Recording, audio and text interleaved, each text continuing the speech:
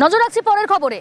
ফের গজরাজ অর্থাৎ রামলালা, সেই রামলালের দাপাদাপি কোথায়? সাঁকরাইলে ফের রামলালের দাপাদাপি এবং গজরাজকে দেখতে রাস্তায় ভিড় জমে গিয়েছে। স্থানীয় বাসিন্দারা অভিযোগ করছেন যে বনকর্মীরা আসতে দেরি করেছেন এবং এই যে বললাম দাপাদাপি, কি তাণ্ডব না চুনাপাড়া ডাহিচকে ধানের বস্তা লুট। আর এই গজরাজকে দেখতে ভিড় জমিয়েছে। হাতির লেজ ধরে উত্তপ্ত স্থানীয়, বনকর্মীরা দেরিতে আসায় সরব হয়েছেন স্থানীয় বাসিন্দারা। সাঁকরাইলে ফের রামলালের দাপাদাপি। দেখুন কিভাবে উত্তপ্ত করা হচ্ছে রামলালকে, সেই ছবি আপনাদের দেখাচ্ছি। লেজ ধরে টানাটানি করা হচ্ছে। সাঁকরাইলে চুনপাড়া ডাহিচকে ধানের বস্তা লুট, রামলালের দাপাদাপির ছবি আপনারা দেখছেন। আমাদের প্রিয় রামলাল হাতিটি নিয়ে হচ্ছে রাস্তা ধরে ডাহিচক থেকে চুনপাড়ার গ্রামে প্রবেশ করে চুনপাড়াতে একটা বাড়ি থেকে এক বস্তা ধান বের করে খেয়ে আবার সবার প্রিয় রামলাল লোকালয় হয়ে জঙ্গলে প্রবেশ করে। বিরতিতে যাওয়ার আগে যেমনটা আপনাদের বলছিলাম, ফাঁসি দেওয়ার বিজেপি বিধায়ক জল কষ্ট মেটাতে তার অনীহা, তার কাছে বারবার অভিযোগ করেছেন এলাকাবাসীরা এবং তার এলাকাতেই জলের সমস্যা স্কুল চত্বরে, স্কুলের ভেতর। কিন্তু তারপরেও সেই জল কষ্ট তিনি না মেটাতে পারেননি। মিটিয়েছেন কে? এক তৃণমূল নেতা। এই বিষয়ে আরো ডিটেল আপনাদের জানাবো। কেন বারবার তাকে অভিযোগ জানানোর পরেও ব্যবস্থা নেওয়া হলো না এবং একই সঙ্গে এই সমস্যা কতদিনের কি জানা যাচ্ছে? বিশ্বজিৎ রয়েছে আমার সঙ্গে সরাসরি। বিশ্বজিৎ, এই সমস্যা কতদিনের? স্থানীয় জনপ্রতিনিধি, তিনি বিধায়ক এলাকার, তার কাছে বারবার অভিযোগ করেছেন স্থানীয় বাসিন্দারা, স্কুল চত্বর, তার এলাকা, স্কুলের ভেতর জলের কষ্ট, তারপরে এই সমস্যার সমাধান করলেন না তিনি। দেখো, সেই প্রশ্নই করছেন এই এলাকার বাসিন্দারা। মূলত ফাঁসি দেওয়ার বিজেপি বিধায়ক দুর্গা মুর্মু থাকেন মেজমানগঞ্জ, তার পাশেরই গ্রাম এই রূপরামগঞ্জ। সেই রূপরামগঞ্জে প্রায় 10 বছর ধরে জলকষ্ট। এলাকায় রয়েছে টিউবওয়েল, রয়েছে কুয়ো, কিন্তু তাতে আয়রনযুক্ত জল এবং সেই জলই পান করত এলাকার বাসিন্দা সহ রূপরামগঞ্জ প্রাথমিক বিদ্যালয়ের শিক্ষার্থীরা। দীর্ঘদিন ধরে বিজেপি বিধায়ককে স্কুল এবং স্থানীয় বাসিন্দারা স্বচ্ছ পানীয় জল প্রকল্প তৈরি করার জন্য নিবেদন করেছিলেন, কিন্তু তার কোনো সদিচ্ছা কিন্তু দেখা যায়নি। শেষ মুহূর্তে তারা কিন্তু শিলিগুড়ি মহকুমা পরিষদের কাছে আবেদন করে এবং পরবর্তীকালে তুমি সঙ্গে থাকো। বিজেপি বিধায়কের কি বক্তব্য একবার শোনাই দর্শকদের। আমাদের এমএলএ লেডের টাকাগুলো এই সরকার বিরোধী দল যাতে কাজ না করতে পারে তার জন্য বিরোধী দলের টাকাটা কিন্তু তারা ছাড়ে না। আমাদের পশ্চিমবঙ্গের যতটা এমএলএ আছে আমরা এই বিষয়টা নিয়ে বিধানসভায় উত্থাপন করেছি। তদারূপ তারা একটা এইভাবেই রাজনীতি করছে। আমরা এই নিয়ে বৃহত্তর আন্দোলনে নামবো, কেন আমাদেরকে কাজ করতে দেওয়া হয়নি।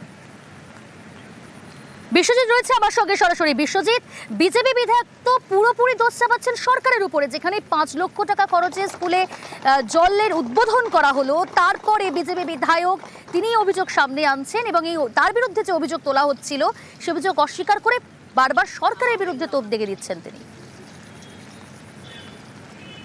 দেখো, একেবারে তিনি বলছেন যে রাজ্য সরকার তারা বিরোধী যারা বিধায়ক রয়েছে তাদের এলাকায় যে ল্যান্ড ফান্ডের টাকা তা কোনোভাবেই কাজ করতে দিচ্ছেন না এবং কাজ না করার জন্য তিনি তার যে সংগৃহীত এলাকা রয়েছে সেই এলাকায় কোনোভাবে উন্নয়ন কাজ করতে পারছেন না। এক প্রকার রাজনীতি করছেন সহকারী সভাধিপতি তার গ্রামে গিয়ে এই ধরনের জল প্রকল্প করতে, কিন্তু স্থানীয় বাসিন্দা, স্কুল কর্তৃপক্ষ তারা বলছে বিজেপি বিধায়কের কাছে তারা কিন্তু বারবার আবেদন করেছে জল প্রকল্পের জন্য, তার কোনো কাজ হয়নি। এমনকি এই এলাকায় সেই রূপরামগঞ্জ মানগঞ্জ এলাকায় যে রাস্তার পরিস্থিতি তা কিন্তু ভয়াবহ। তিনি সেই এলাকায় থাকেও তারপরেও কিন্তু কাজ করছে না, এই ধরনের অভিযোগ উঠে আসছে। তবে গোটা ঘটনায় কিন্তু রাজনীতির পারদ কিন্তু ক্রমশ এগিয়ে যাচ্ছে। বেশ, ধন্যবাদ। এখানে পানীয় জলের বড় সমস্যা, একটি মার্ক 2 জলের ব্যবস্থা রয়েছে কিন্তু সেটা পানের অনুপযুক্ত। আমাদের এখানে স্থানীয় যিনি বিধায়ক রয়েছেন ওনার কাছে আমরা গেছিলাম, ওনাকে বলেছিলাম, আমরা এখনো পর্যন্ত ওনার তরফ থেকে সেরকম কোনো কিছু পাইনি। তারপর আমরা শিলিগুড়ি মহকুমা পরিষদের সহকারী সভাধিপতি বিষয়টা জানাই, উনি একদিন আসেন, এসে সরজমিনে বিষয়টি দেখেন, তো তারপরে আমরা সেই পানীয় জলটা পেয়েছি। যে জল আমরা পেয়েছি এই জলে একদম আয়রন নেই, একদম পরিষ্কার পরিশ্রুত পানীয় জল বলতে পারি। স্কুলের স্বার্থে এবং জনগণের স্বার্থে এই জায়গাটা আমরা ভিজিট করে গেলাম, দেখলাম সত্যি খুব প্রয়োজনীয় পানীয় জল, বিশুদ্ধ জল। তো যাই হোক, আমরা দিতে পেরেছি মহকুমা পরিষদ থেকে। কিন্তু আমার মনে হয় যেহেতু পাশেই আছেন আমাদের এমএলএ সাহেব, উনার এইটা নজর দেওয়া উচিত ছিল। খর্দার দিকে নজর রাখা যাক। খর্দায় পুকুর ভরাটের অভিযোগ, দিনে দুপুরে পুকুর চুরি, টিন দিয়ে পুকুর ঘিরে ফেলার অভিযোগ। স্থানীয় বাসিন্দারা অভিযোগ করছে জমি মাফিয়াদের বিরুদ্ধে। ঠিক কি অভিযোগ স্থানীয় বাসিন্দাদের, অবশ্যই আরো ডিটেল আপনাদের জানাবো। তবে তার আগে যে ছবি দেখাচ্ছি, খর্দায় পুকুর ভরাটের অভিযোগ। খর্দার 17 নম্বর ওয়ার্ড, সেই ওয়ার্ডে পুকুর চুরি। সুবীর রয়েছে সরাসরি আমার সঙ্গে। সুবীর, স্থানীয় বাসিন্দাদের কি অভিযোগ, পুরসভার তরফ থেকে কি ব্যবস্থা নেওয়া হয়েছে, কারা এই পুকুর ভরাট করছে? দেখো, তোমাকে জানিয়ে রাখি, গত বছর আমরা আমাদের নিউজ 18 বাংলায় কিন্তু এই যে পুকুর ভরাট, সেই পুকুর ভরাট কিন্তু মাটি ফেলে পুকুর ভরাট হচ্ছিল, সেই খবর সম্প্রচারিত হয়েছিল।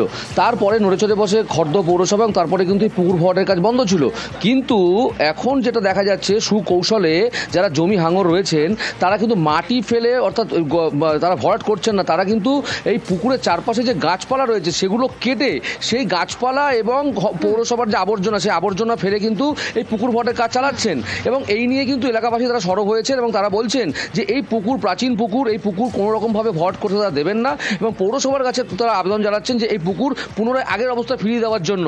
কিন্তু এই যে ঘটনা, অর্থাৎ যে পুকুর ভরাট যে সুকৌশলে করা হচ্ছে, এই নিয়ে কিন্তু সরব হয়েছেন খোদ পুরসভার উপপ্রধান সায়ন মজুমদার। তিনি বলেছেন যে আইনতভাবে এই পুকুর ভরাট বন্ধ করা হবে এবং এই পুকুর আগের অবস্থা ফিরিয়ে দেওয়া হবে। পুকুর ভরাট করছে সেই বিষয়ে কি এখনো পর্যন্ত কিছু স্পষ্ট জানা গেছে কিছু? দেখো, যারা জমি মাফিয়া, জমি হাঙর যারা রয়েছেন, তারা কিন্তু একদম প্রকাশ্যে না আসলো, তারা কিন্তু কর্মীদের অভিযোগ উঠেছে। বেশ সুবীর, বেশ। দেখুন, আমরা তো পৌরসভাগতভাবে চেষ্টা করছি সব জায়গাতেই, তো যেখানে যেখানে আমরা খবর পাচ্ছি সেখানে সেখানে আমরা পুলিশের সঙ্গে কন্ট্যাক্ট করে আমরা উপযুক্ত স্টেপ নিচ্ছি। কিন্তু এরপরেও যদি কিছু অসাধু চক্র, অসাধু মানুষ যদি এই ধরনের কার্যকলাপ করে, তাহলে কী করা যাবে? আমরা নিশ্চয়ই আইনানুগ ব্যবস্থা নেব, নিশ্চয়ই সেটা আমরা করব। ধূপগুড়ির দিকে নজর রাখা যাক। ধূপগুড়িতে নয়াঞ্জলি ভরাট। হ্যাঁ, ধূপগুড়িতে নয়াঞ্জলি ভরাটের অভিযোগ জমি মাফিয়াদের বিরুদ্ধে। ধূপগুড়ির ছবি দেখাচ্ছি, এশিয়ান হাইওয়ের পাশে নয়াঞ্জলি এইভাবে ভরাট, আবর্জনা নয়াঞ্জলি ভরাটের অভিযোগ। বালি পাথর ফেলেই চলছে জমি দখল। আমার সঙ্গে রয়েছে টেলিফোন লাইনে প্রতিনিধি রকি। রকি, কিভাবে ধূপগুড়িতে এইভাবে নয়াঞ্জলি ভরাট করা হচ্ছে, কারা করছেন নয়াঞ্জলি ভরাট, কাদের বিরুদ্ধে অভিযোগ স্থানীয়দের?